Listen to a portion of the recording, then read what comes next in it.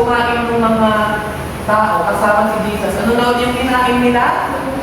Limang tinapay at dalawang isda. Sabi ng isang tao, Jesus, alam namin na gusto ni God na mahalin namin yung kapwa namin na tao. So, nung tinanong ng isang tao kay Jesus, bago niya sagutin, nagkwento siya ng isang story para malaman daw ng tao kung sino dapat yung mga tao natin kailangan mahalin.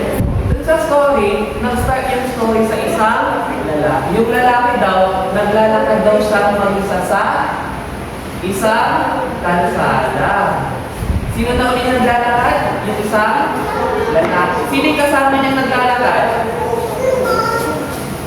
Wala siya kasama. So mag-isa siya, naglalakad sa isang kalsada. At bigla, habang naglalakad siya, may mga lumapit na dalawang magnanakaw. Ano yung ginagawa ng magnanakaw? Pinapalo niya daw. Kasi kinuha yung gamit nung mag-isang naglalakad sa kalsada. Makikita niyo dito sa larawan, pinahirapan nila, sinaktan nila, tapos kinuha yung mga gamit. After nun, after nilang bubugin, after nilang munin yung mga gamit, iniwan nila yung lalaki na sugatan sa gilid ng kalsada. Pagkatapos nun, after nilang makuha yung gamit, tapos bubugin, tapos pahirapan yung lalaki na naglalakad, iniwan nila sa kalsadang sugatan at nahihirapan. Tapos, pagkatapos ng ilang oras, may dumaan na isa priest. Ano yung Tagalog ng priest? Isa pare. So yun yung una, naglakad dun sa parehong kalsada kung saan naiwan yung lalaki na sugatan. Pagkatapos niya makita yung lalaking sugatan, imbis na lumapit siya at tulungan yung lalaki, bigla siya nag-iba ng dadaan. Hindi naman dito, dapat papunta na siya doon. Pero instead na dumiretso siya, pumunta siya sa kabilang daan para umiwas doon sa lalaking sugatan. So ang nangyari, instead na matulungan, tapos magamot na yung lalaki na sugatan after siya nakawan, is hindi siya pinansin nung unang dumaan. Sino yung unang dumaan? Yung pare. So pagkalipat na naman ng ilang oras, may dumating na naman na isang tao. Pero tinulungan niya ba? Hindi. Pagkatapos ng ilang oras, may dumaan na naman. Ang tawag naman sa kanya is Levi. Yung Levi daw, isang tao daw na tumutulong sa simbahan din. So yung una, yung pare, di ba siya yung nag-lead dun sa isang simbahan? Kasi yung Levi, isang tao din siya na namamahala sa loob ng simbahan. Nung nakita nung Levite yun, ang ginawa niya, hindi niya pa rin pinansin. Kasi natatakot siya na pag lumapit siya, siya yung mapagbibintangan na nagnakaw, tas nagpupong dun sa lalaki. Kaya imbis na pumunta siya dun sa daan kung saan nandoon yung lalaki na sugatan, umalis na naman siya, tas nag-iba yung dadaanan niya. Yung panglima naman, ang tawag sa kanya is Samaritan. Pag sa Tagalog, Samaritan, dadagtagan nila rin ako.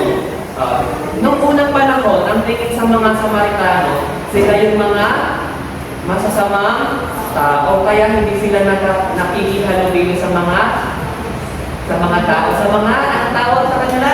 Samaritano. Nung nakita ng Samaritano yung lalaki na sugatan, agad-agad niya tinapitan, tas tinulungan. Ito, pinatayo niya ng kaunti, tas inano yung mga sugat niya. Tas, after nun, dinala niya yung lalaki sugatan sa isang bahay, or sa pagamutan, para, anong gagawin doon? Para doon, papagalingin yung lalaki na sugatan. Pagkatapos pa nun, pagkatapos niyang dalhin dito sa isang bahay, binigyan niya ng pera para yun yung gagastusin nung namamahalan dun sa bahay na yun para gumaling yung lalaki na sugatan. And doon nagtatapos yung story natin. So ilan ulit yung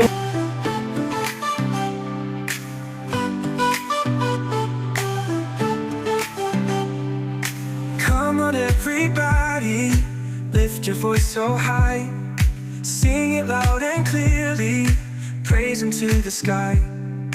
Jesus is our hero, He loves us every day. Follow Him forever, in His light we'll stay. Jump for Jesus, feel the beat. Clap your hands and move your feet. Let the world know who He is. Jesus brings us joy and bliss.